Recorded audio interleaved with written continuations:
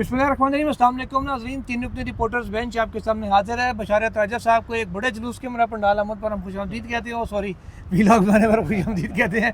राजा साहब अपने गांव की कश्मीर की धुंध हमें दिखा रहे थे वीडियोस में, और लेकिन एक तकरीब के बाद घर की फैमिली फंक्शन के बाद राजा साहब वापस आए हैं और बस वापसी राय साहब हमें धुंध दिखा रहे थे और हम वापस आए तो हम इन्हें दिखा रहे हैं बादल जो सुप्रीम कोर्ट की इमारत के ऊपर छाए हुए हैं। और हमारे अकब में जो इमारत है ये पार्लियामेंट की है, और पार्लियामेंट की जानिब से तेज़ हवा इस वक्त सुप्रीम कोर्ट की तरफ आ रही है और आज के दिन मजीद स्पीड से आ रही है। देखते हैं सुप्रीम कोर्ट इस हवा का जवाब कैसे देती है। ये आज की खबर रहने वाली है और आज का व्लॉग भी रहने वाला है। और बस जी क्या कहें आप, मजीद खबर तो मेरा पूरी हो गई। खबर पूरी हो गई है। मामला ये है नाज़रीन कि कौमी असम्बली से दिन को आपको पता है कि कानून पास करवा लिया गया था इलेक्शन एक्ट में तरमीम का, और अब मामला सेनेट की तरफ आना है। सेनेट में राय साहब एक टेक्निकल मसला है। सेनेट में राय साहब और सुहेल साहब मसला ये है कि सेनेट में तो हो सकता है ये कायमा कमेटी में ना जाए। उसकी वजह है कि कायमा कमेटी के सेनेट की जो कायमा कमेटी पर कानून इंसाफ है, इसके चेयरमैन है बैरिस्टर अली ज़फ़र, जिनका ताल्लुक है PTI से। और कायमा कमेटी में गया तो चेयरमैन ने एजेंडे में शामिल करवाता चीज़ें। चेयरमैन जब चाहे वोटिंग कराए, जब चाहे रिजल्ट डिले करा दे, इतना इख्तियार तो वहाँ चेयरमैन को है। वहाँ तीन अपनी कमेटी नहीं है, वैसे वहाँ चेयरमैन अकेले ही फैसला करता है। तो वहाँ अगर चेयरमैन साहब इसको हुकूमत के मुकर्रर करता वक्त पर मंजूर नहीं करते, बाकी कमेटी पूरी चाहे रोला भी डालती रहे, चेयरमैन पर दम एतमाद कर दे, कुछ कर दे, वो टाइम गेन हो जाएगा। इस वजह से कभी इम्कान है कि आज इसको इजलास में डायरेक्ट पेश करके डायरेक्ट अप्रूवल हाउस से डायरेक्ट करवा ली जाए। वो इस किस्म की गेम हो सकती है, क्योंकि अली होगी भी ऐसी क्योंकि ये कौमी असम्बली में पार्लिमानी कमेटी से मंजूर हो गया हुआ है। नहीं, तो वो सेनेट में अलग होती है, ठीक है, अलग होती है। कई दफ़ा ऐसे होता है कि लेकिन कई दफ़ा ऐसा भी हुआ है कि इन्होंने बिल किसी कायमा कमेटी को भेजा ही नहीं है।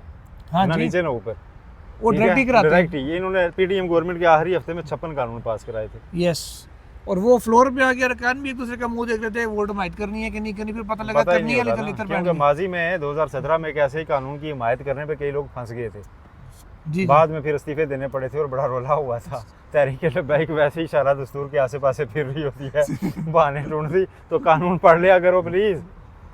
और कई दफ़ा तरमीम करने के बाद में आंसू बाहर होते हैं, मेरे बड़े दुख हो रहा है, मंजूर करते हो मामा तू ना दे वो हिड़ी आकर आई तो क्या कहते हैं, कुर्सी है तुम्हारी, क्या रहा है साहब? ऐसा वो क्या है जी, कुर्सी जनाजा तो नहीं है, कुर्सी है तुम्हारी, जनाजा तो नहीं है। उतर क्यों नहीं जाता, इससे पता नहीं अगर पूरा। हाँ, मतलब यही है कि भाई उतर जाओ, नहीं अगर मजबूरी है तो बस करो। नहीं यार, दिए हैं माजी में लोगों ने इस्तीफे, उन्होंने कहा यार जाने दो। वो हमारे आज़ाद कश्मीर में खालिद इब्राहिम साहब और सरदार इब्राहिम साहब और उनकी पूरी नस्ल जो है असूलों पे इतनी सियासत की कि मुतनाज़ा बिल आने पे उन्होंने कहा जी हमसे वोट लेना है, ये पड़ी है, जा रहे हैं हम। सरदार इब्राहिम साहब की एक बहू जो है वो पाकिस्तान तहरीक इंसाफ से यहाँ से मेंबर असम्बली थी, नौरीन इब्राहिम नाम था उनका। और वो पिछली दफ़ा बड़ी कोहाट से उनका बेसिकली वो तल्लक था मेरी तौर पर, और इमरान खान की बहुत ही वो फैमिली बड़ी करीब थी। और वो उनकी ज़ाहिर वो शादी उनकी यहाँ हुई थी पाकिस्तान में, उनका बेटे ज़ाहिर पाकिस्तान रहते थे, तो वो पाकिस्तानी होने की निस्बत से। अच्छा, जो बात कर रहे थे सुहेल साहब आप इसकी जो एक्ट पास हुआ है पार्लियामेंट से एक्ट पास नहीं हुआ, पार्लियामेंट से एक्ट पास नहीं हुआ, अभी कौमी असम्बली से ये पास हुआ है, अभी सेनेट में पेश हुआ। सेनेट में पार्लियामानी कमेटी से गया, पार्लियामानी कमेटी, कौमी असम्बली ने इसे पार्लियामानी कमेटी में भेजा था और वहाँ से मंजूर होकर वापस आया कौमी असम्बली में, और कौमी असम्बली ने आज उसकी मंजूरी दी है। अभी मंसूर अवान साहब क्या कह रहे थे? मंसूर अवान साहब से अभी क्या पूछा, वो तो क्या जुडिशल तरमीम से मुतल्लिक, तो आनी तरमीम से मुतल्लिक मैंने पूछा, उन्हें तो कहना कि भाई कितने होएगा, नंबर साढ़े को पूरे नहीं है, तो नंबर दिया ना जुल्करनैन साहब ने, नंबर उन्होंने दिया, फिर 033 पीछे। तो आगे से वो कहते हैं क्या ये मौलाना फजलुर रहमान का? अच्छा, आज वो थे सिविल, मौलाना फजलुर रहमान का नंबर। और जो अब क्या समझते हैं सुहेल साहब के ये जो एक्ट आने से क्या मंसूर शाह, जस्टिस मंसूर शाह का रास्ता रोक पाएंगे ये? यार मैं आपको एक बात बताऊं, आपने तुमसे सवाल पूछा, मैं आपको टोकने के मूड में नहीं था, अब तुम सवाल पूछा तो मैं जवाब तो दूंगा ना, है सुन तो लें ना आप, ठीक है। जैसे मंसूर अली शाह साहब का रास्ता रोकने के ऊपर हुकूमत तकसीम है, ठीक है। तकसीम से ज़्यादा एक तासुर कम अज़ कम ये पहुँचाया जा रहा है कि जी हुकूमत का एक हल्का चाहता है कि जी स्मूथली आने दें और 10-12 दिन में उनका चीफ जस्टिस बनने का नोटिफिकेशन जारी कर दें, ऐसा ही है, ताकि एक तासुर उनको ये दिया जाए और मशवरा, और ये वाइज मशवरा दिया जा रहा है हुकूमत को कि आप ये सारे हरबे करके भी रोक नहीं पाएंगे, यही मैं पूछना चाहता था। आने वाले चीफ जस्टिस को ये तासुर मत दें कि आपने उसका रास्ता रोकने की कोशिश की थी। तो आप ये तासुर उन्हें ज़ाहिर करने के लिए ये डिबेट ही ख़त्म करें, एक नोटिफिकेशन जारी कराएं कि जस्टिस मंसूर अली शाह अक्टूबर की 25 से चीफ जस्टिस पाकिस्तान होंगे। तो ये मशवरा हुकूमत लेकिन को चीफ दिया जस्टिस जा काजी रहा फाइज है। साहब एक दिन को का नहीं कर नहीं रहे हैं, 26 से होंगे। 26 को। लेकिन यार ये बताएं मुझे कि यहाँ पर चीफ जस्टिस पहले सबक लोग की गुजरे गिनती याकूब साहब, वो भी इसी तरह के एक मामलात में पड़ गए थे, एक्सटेंशन वाले मामलात में, लेनी है, करनी है, ये करनी है, वो करनी है। उसके बाद जो उनका हशर हुआ ना, चीफ जस्टिस काजी फाइज साहब कहते हैं मैं किताबें बहुत पढ़ता हूँ, बुक्स बहुत पढ़ते हैं, तो उन्हें फिर वो जोर लगाई होगी कि उनके साथ क्या हशर हुआ था, वो यहाँ से किस तरह निकाले गए थे। मेरा ख्याल नहीं है, जिस तरह सोहेल साहब ने बताया कि ये जस्टिस मंसूर शाह का रास्ता रोकेंगे, ये कभी हो नहीं सकेगा, यार किसी एक सूरत चीज़ में नहीं मैं हो आपको सकेगा। डिस्टेंस कर दूं थोड़ा सा। चीफ जस्टिस काजी फाइज जैसा साहब, बरमला, खुद ये उनका करीबी लोग सारे ये कंफर्मेशन दे रहे हैं कि ओ यार ये बात आपने मेरी किया बात करें सुने ना जी। क्या यार। चुके मैं सर, सुने, हाल नहीं, तो मैं आपको पूरी एक्सटेंशन बात नहीं तो होने लूंगा। देना, पूरी बात तो होने देना। ज़बानी तो उन्होंने लफरदारी में ठीक भी है। कहा था कि जी मैं नहीं होऊंगा। वो कहते हैं कि मैं एक्सटेंशन नहीं चाहता। नहीं चाहता। तो जब वो अपने मुंह से ये कह रहे हैं कि मैं चाहता ही नहीं, तो हमारे ऊपर जब तक कि हो नहीं जाती ना कोई ऐसी चीज़, या अगर आईनी तरमीम हो जाती है और उसके बाद ये कहते हैं नहीं जी आप अगले से कर लीजिएगा, मैं इस्तीफा देके जा रहा हूँ, तो तब तक हमें इनको वो मार्जिन देना चाहिए जो मार्जिन लोग मुझे कहते हैं कि याद क्यों आ देते रहा हैं। है आपकी इस बात ठीक से, है? मुझे याद जब आ एक रहा बंदा है, खुद कह रहा है यार मैं नहीं लेना चाहता। मैं आपको जवाब देता हूँ इस बात का। मुझे याद आ रहा है आपकी इस बात से और बाबे कोडे का ट्वीट तो नहीं आ कि रहा? नहीं, बाबे कोडे का ट्वीट नहीं, कोडे का ये 77 में गलबन 77 में ये ज़ियाउल हक जब उन्होंने कू किया था ना, तो वहाँ पर अल्ताफ़ कुरैशी साहब एक दिन उनसे इंटरव्यू ले रहे हैं, तो उन्होंने कहा कुरैशी साहब आप बैठिए यहाँ पे, मैं ज़रा तहज्जुद पढ़ के आता हूँ तो फिर मैं इंटरव्यू देता हूँ। अच्छा, वो लिखते हैं कि मैंने जब वो उन्होंने इंटरव्यू दिया, तो ये मैं कोट एंड कोट ज़ियाउल हक के अल्फाज कर रहा हूँ, उन्होंने कहा कि मैंने जिस दिन कू किया था तो मैंने रात को बड़ी रियाजत, अबादत, खशू खजू के साथ 2 रकात नमाज नफल पढ़े थे, और मुझे वो सुरूर मिला कि जो कभी के नहीं मिला मुझे इबादत में। उन्होंने फिर ये कहा, आगे सुने, उन्होंने फिर ये कहा देखिए कुरैशी साहब, मार्शल लॉ जो है ना, वो किसी भी सूरत में मुल्क के लिए अच्छा नहीं होता। हम जमहूरियत को सपोर्ट कर रहे हैं और 90 दिनों के अंदर हम इंतखाबात करवा कर वापस चले जाएंगे। ये भी उनके अल्फाज थे। मैं जो जिस तरह आप कह रहे हैं ना कि चीफ जस्टिस काजी फाइज साहब कह रहे हैं, नहीं मिलाऊंगा, नहीं यार, आप नाम लाए यार, मैं तो हकायक बयान कर रहा हूँ यार, प्रोसेस से बने, वो भी प्रोसेस से तो नहीं बने, वो भी प्रोसेस से चीफ आर्मी स्टाफ बना था ना, जितना मर्जी चीफ मैं आर्मी तनकीद स्टाफ करूं, बना था ना। जितना मर्जी मैं बुरा भला कहूं, चीफ जस्टिस पाकिस्तान वो तरीकाकार से बने हैं। वो किसी का हक मार के कोई सिस्टम को, आइन को यार मैं आपकी इस बात से इत्तेफाक करता हूँ, लेकिन ये ये कुर्सी की जो ताकत है, मुझे ये बताएं कि जस्टिस फाइज ईसा कहाँ गुम हो गया चीफ जस्टिस काजी फाइज साहब में, वो कहाँ गुम हो गया, मुझे ये बताएं ना। ये ताकत कुर्सी की अपना किया करे सोहेल साहब ऐसे। ज़ियाउल हक का जो आपने कहा ना कि उस रात उनको जो ओ यार मैं यही कह रहा हूँ ना, सुन तो लें, अच्छा सुनाए, वो झूठ था, उनको उस रात कोई इत्मीनान और सुकून नहीं मिला था। आप किताब पढ़ें किसकी, जिनको वो भुट्टो साहब मौलाना कुछ कहा करते थे, मौलाना कोसम नियाज़ी, और लाइन कट गई, ठीक है, नहीं उनका नाम कुछ और रखा होता था, नहीं उन्होंने नाम कुछ और रखा हुआ था, लेकिन किताब उनकी ये थी, और लाइन कट गई। वो कहते हैं कि उस शाम जब भुट्टो साहब के पास से ज़ियाउल हक साहब निकले थे ना स्पीड में, जिसमें और उनके चेहरे पे वो वहशत थी कि मैं देख के समझ गया था कि इस बंदे ने यही करना है। उस रात कौन सा इत्मीनान था उन्हें सर। लेकिन जिस तरह आप कह रहे हैं ना कि ये, अब देखिए जस्टिस फाइज ईसा साहब जब जस्टिस थे ना, चीफ जस्टिस काजी फाइज ईसा, तो उस वक्त बड़े बुलंद व बांग दावे और बड़ी बातें, इंसाफ, कानून, आइन, ये सारी बातें आप कहाँ गए? जमीन दिया यार जमीन, मुझे ये बताइए जमीन वाला, अच्छा मैं बताता हूँ, खबर तो देने दें, मेरे वालिद साहब ने आज़ादी की सेलिब्रेशन में पहले खबर तो देने अच्छा दें। खबर दे, मैं बताता हूँ आपको। आपके वालिद साहब ने जमीन दी है, वो भी अच्छा है। नहीं आप ये बताएं, चीफ जस्टिस काजी फाइज साहब और उनकी फैमिली ने कुछ 5.5 कनाल या 6.25 कनाल की ज़मीन जश्न आज़ादी के सिलसिले में बलूचिस्तान में जो थी वो डोनेट किया स्टेट को, जी कि आप इसको अपने यूज़ में ले आएँ। ये मेरी नज़र में एक अच्छा ऐसा इकदाम है और तरगीब भी है कि बाकी सारों को भी करना चाहिए। ज़ियारत रेजिडेंसी की तरफ जी, नाज़रीन सोहेल साहब भी करना चाहिए। नाज़रीन सोहेल साहब की नज़र में ये बहुत अच्छा इकदाम है। डायरेक्टरेट बनाएं।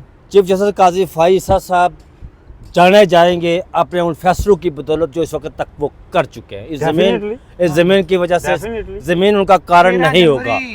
8 फरवरी, हाँ 13 जनवरी, 8 फरवरी का फैसला, वो दिसंबर का फैसला। चीफ जस्टिस काजी फाइज ईसा साहब जाने जाएंगे, इस मुल्क में सियासत में इस्तेकाम, इस मुल्क में माशियत में इस्तेकाम, इस मुल्क में बुनियादी इंसानी हकूक़ की पायमाली, इस मुल्क में चादर सामने चारदीवारी, यादगार बन रही है यार यार बात तो इंसानी पूरी करें, चादर चारदीवारी का जो तकद्दस पैमाल हुआ, लोगों के कारोबार तबाह हुए, जो पाकिस्तान तहरीक इंसाफ से मुल्क की जो पॉपुलेशन है 70% उस उनका दावा है कि लोग हमसे जो है वो हमारी जमात से मुंसलिक है, और वो वोट की शेरों जो वोट की जो डालने की शरह जो थी वो वही थी सामने जो उनका दावा था उसका। और फिर उसके बाद बुनियादी इंसानी हकूक़, इन सारी बातों के बुनियाद 13 जनवरी के शब जो डाली गई थी ना वो थी, और इसी वजह से वो जाने जाएंगे। ये सारी बातें जो आप कर रहे हैं इनके को कागज का टुकड़ा दिखा दें यार कागज का टुकड़ा तो फिर वो हमने कहा था पार्टी में इलेक्शन ना कराएं। फिर उन्होंने कहा था ना कागज का टुकड़ा, तो वो हमने क्या कहा है? था पार्टी में इलेक्शन तो ना फिर कराएं। ये अच्छा फिर वजाते क्यों आप दे रहे हैं? जवाब में अच्छा, कह देना, आप आप जवाब में कह हाँ। देना कि हमने कहा था 56,000 केसेस छोड़ के आप बल्ले वाला केस बल्ले वाला केस सुने, फिर वाले दिन बैठे आधी रात को फैसला फिर आप हर रोज तारीख दे देते 9 फरवरी मेरी की। बात सुने, फिर आप कभी ब्रिटिश हाई कमिश्नर को खत लिखकर उसकी वजातें दे रहे होते हैं, पर कभी साथी जजेस के सामने वजातें दे रहे होते हैं, कभी किसी को कह रहे होते हैं, कभी किसी को कह रहे होते हैं। कमिश्नर ने जवाब ना दिया, वो मेरा दिया है कॉन्फिडेंशियल रखा गया। जवाब दिया है उन्होंने, और बड़ा खूबसूरत जवाब दिया है, लेकिन वो जवाब आपकी बात है कॉन्फिडेंशियल। लेकिन सुहेल साहब, काजी साहब, क्या ही अच्छा होता कि काजी साहब फैसले की वजह से वो जाने जाते, ना कि वो कहते हैं ना कि ज़मीन का टुकड़ा, इससे कोई नहीं जाना जाता। सरदार कोड़े खान ने यार कितने सर वो तो 3 अजला में ज़मीनें सरदार कोड़े खान साहब एक थे जनूबी पंजाब में, मुजफ्फरगढ़ से उनका ताल्लुक था। उन्होंने जनूबी पंजाब में मुजफ्फरगढ़, लिया और एक और ज़िला ये साथ लगते हैं जो बकर रहीम यार खान था गालिबन, हाँ। इन 3 अजला में उनकी ज़मीन है। उन्होंने अर्ली 90s में ज़मीन अपनी वक्फ कर दी थी और गवर्नमेंट को दे दी थी, और कहा था कि यार मेरा एक और सवाल सुने और कहा था इस ज़मीन के ऊपर आपने सिर्फ एजुकेशन और हेल्थ पर्पज़ के लिए खर्च करना है, इसके ऊपर वो बनाए। अब सुप्रीम कोर्ट में मामला आया था और सुप्रीम कोर्ट ने तीनों अजला के डिप्टी कमिश्नर हैं, बीच में 1-2 कम्युनिटी के लोग डाले हैं, कमेटियाँ बनाई हैं जो ज़मीन को चला रही हैं, लेकिन अक्सरियत पे कब्जा हो चुका है। अब चीज़ ये है कि वो इतना बड़ा आदमी था सरदार कोड़े खान, तो उसी 5.5 कनाल दे के उसे केड़ी यार मैं कहता हूँ कि और फिर रात का अच्छा, एक राजा साहब, राजा मुशर्रफ गुडविल का उसे गुड में ही गिना जाएगा, गुड उसमें में- बहस ही नहीं है। बिल्कुल गिना है। बात मेरा जो सवाल अगला सुन गिनने रहे हैं। राजा साहब के वाले साहब ने 10 कनाल ज़मीन दी, हाँ, उनसे 10 ज़्यादा कनाल दी। वो ज़मीन दी हुई है। यार तो अच्छी चीज है ना, इनके वाले साहब ने किया, जमीन दिया, वो भी अच्छी इन्होंने दिया ना press यार, release नहीं की ना। जिसने दिया अच्छी दिया ना। अच्छा, आप इसमें तनकीद नहीं कर सकते।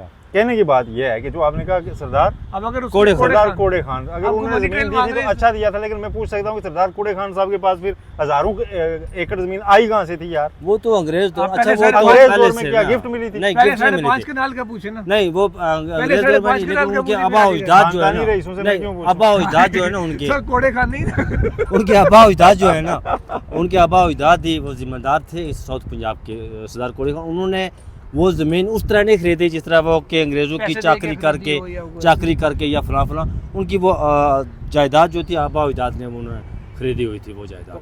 गुडविल तो आप माने ना इसे। बिल्कुल हम ऐसा थी ही तो हम बड़े मानते ली हैं। थी। हाँ तो बस हाँ, हम मानते हैं उसे, लेकिन मैं ये कहना चाहता हूँ, मेरा कहने का मकसूद ये है कि चीफ जस्टिस साहब फैसलों की वजह से जाने जाए ना यार। काजी मुनीर भी तो उसने भी तो जमीन बहुत सारे फैसला मौलवी यार आप तमीज़ुद्दीन दो केस चीजों को और क्यों मिला मौलवी रहे तमीज़ुद्दीन हैं? केस का फैसला देकर उसने भी बाद में बड़ी खिदमत खलक की थी यार, बड़ी खिदमत खलक की थी वो उसने। सामने जुल्फकार फलाई अली भुट्टो काम साहब किए की थे तस्वीर उसने। लगी है। जुल्फकार अली भुट्टो साहब को इंसाफ चीफ जस्टिस का फैसला ने दिया दिया ना, दिया। तो जाने जाएंगे फैसले से। अच्छा, परवेज मुशर्रफ की फांसी की एक सजा मिनट। बरकरार रखी। वो तो जस्टिस मुनीर ने भी बहुत अच्छे ठहर फैसले जाए दिए थे। इंसाफ की अब बात कर रहे हैं, भुट्टो के इंसाफ की। अब एक ये भी सुन लें, आज एक बंदे को यहाँ से इंसाफ मिल रहा था नाज़रीन। 2013 में मैंने अपने सिंगल व्लॉग में भी आपको सुबह बताया था। वैसे 2013 में उस बंदे ने, अभी इसकी टिकर भी बना के बल्कि खबर देनी है, खबर भी 2013 में उस बंदे ने अपील दायर की, उम्र कैद उसको हुई, बच्चे के साथ बदफेली और उसके कत्ल का उस पर मुकदमा था। सही था गलत था ये हमें नहीं पता, फैक्ट्स हमने नहीं उसके मेरिट्स पे नहीं केस सुना। यहाँ पे राय साहब 2013 में आई, 11 साल बाद आज उसका फैसला हुआ। 17 में एक दफ़ा हेयरिंग हुई थी, उसके बाद आज लगी तकरीबन क्या ले 7 साल के बाद। और जब लगी तो वकील ने बताया कि इतना वो तो पिछले साल बरी हो चुके हैं। बरी क्या हो चुके हैं, अपनी सजा मुकम्मल करके घर को जा चुका है। और जो बच्चे के वो साथ है वो कहते जी हमने तो सजाए मौत में कन्वर्ट करानी, हमारा 14 साल का बच्चा इसने ज्यादती के बाद मार दिया। वो इनाम कराना चाहते थे। और वो कहते हम दरखास्तें देते, थक के बेंच नहीं लग रहा था यहाँ पे। ये तो फिर इंसाफ भुट्टो साहब को भी अब आगे 75 साल के बाद आपने देना है, तो बड़ा आपने तीर मार लिया। नैब का एक मुलजम ना या तो भुट्टो साहब को कब्र से साबिक निकाल के वज़ीर जिंदा आज़म कर दिया। गिलानी साहब के मशीर था, ठीक है, बहुत से केस बने हुए थे, बेचारा 6-7 साल अंदर रहा। अंदर से वो आया करता था जेल, उसे अंदर रहने में कोई मसला भी नहीं था। अंदर से वो ना रिपोर्टरों को खाली मैसेज किया करता है कि सुबह मेरी पेशी है तो जरदारी साहब भी पेश होंगे तो मेरी उनके साथ एक फुटेज बना देना। वो 7 साल बाद बरी हो गया उस ऑफेंस में जिसकी कैद ही 7 साल थी, ठीक है ना। उसे सजा हुई 7 साल की। अच्छा, और वो 7 साल कैद काट चुका हुआ था। अच्छा, ठीक है? सजा तो 7 जिस साल दिन बाद उसने सजा सुनी ना, उस दिन वो सीधा घर गया। ठीक है, कैद पहले कर चुकी हुई थी, फैसला बाद में आया है। ठीक है, तो उसके बाद वो हाई कोर्ट आया जी अपील करने। मैंने कहा यार आपकी तो कैद भी गुजर गई सारी, आप क्या रिवर्स कराने आए? उन्होंने कहा यार कम अज कम दाग तो धुल जाए कि मैं कम से कम 7 साल अंदर रहा हूँ, जो तो वो गलत अंदर रहा हूँ। उनसे वो खैर दाग भी नहीं धुला क्योंकि वो कोई इतना शफाफ मामला था भी नहीं। बहरहाल नाज़रीन, ये कुछ आज की डिस्कशन थी हमारी और निज़ाम इंसाफ की एक झलक मैंने आपको दिखा दी आज। और एक और केस हुआ था, मैं छोटी सी एक जाते जाते उसके बाद बता दूं। इंतखाबात के हवाले से वो नाज़रीन 1999 में फेडरल गवर्नमेंट ने अपील दायर की थी कि रोपा जो रिप्रेजेंटेशन ऑफ पीपल एक्ट है, इलेक्शन एक्ट 2017 से पहले इंतखाबात उसके तहत होते थे, उसकी कुछ शिकें शरीयत कोर्ट ने गैर इस्लामी करार दी थी। और 1999 में फेडरल गवर्नमेंट ने अपील दायर की थी जिस पर आज हियरिंग हुई है। चीफ जस्टिस की सरबराही में लार्जर बेंच जो है शरीयत बेंच, उसने हियरिंग की है।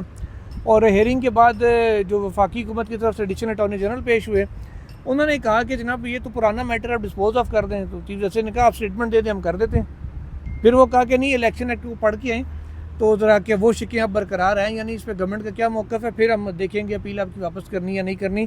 तो 1989 का केस आज भी सुप्रीम कोर्ट में ज़ेर इल्तवा है। 89 का जी, 99 का मतलब 1989 का, 99 से भी पहले का।